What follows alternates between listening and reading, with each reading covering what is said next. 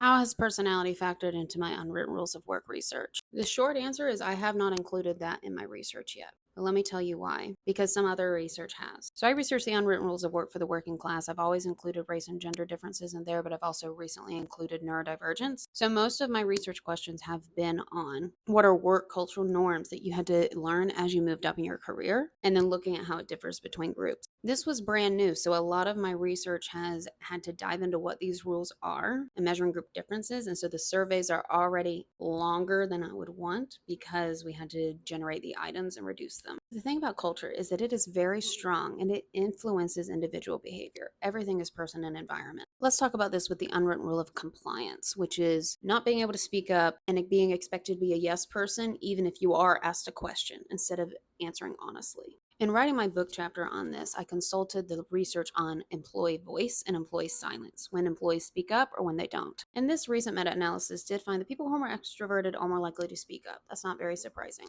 But other research throughout the years has shown that what the environment rewards and discourages, ultimately will overcome individual differences. If you are an extrovert and you like to speak up, but you are in a place that punishes people who speak up and you don't see them at the next meeting, or they get demoted or they get passed over for a promotion, you're not going to speak up.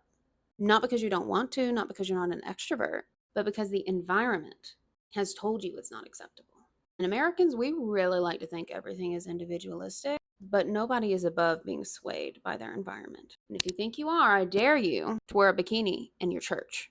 Also, since a lot of my research has focused on the working class and what happens as they become more mobile, there's a lot of research that has been around for a while showing that people who are from lower income backgrounds are more susceptible to their environment because they are out looking for threats. They're looking for ways to survive in an environment that is unpredictable for them and that they have fewer resources. This is also why they tend to be more communal, because they share resources and share community, and the individualism, notice that was one of the unwritten rules on my chart that I showed you in the beginning, is also hard for them when they get into more elite upper class environments where it's dog eat dog.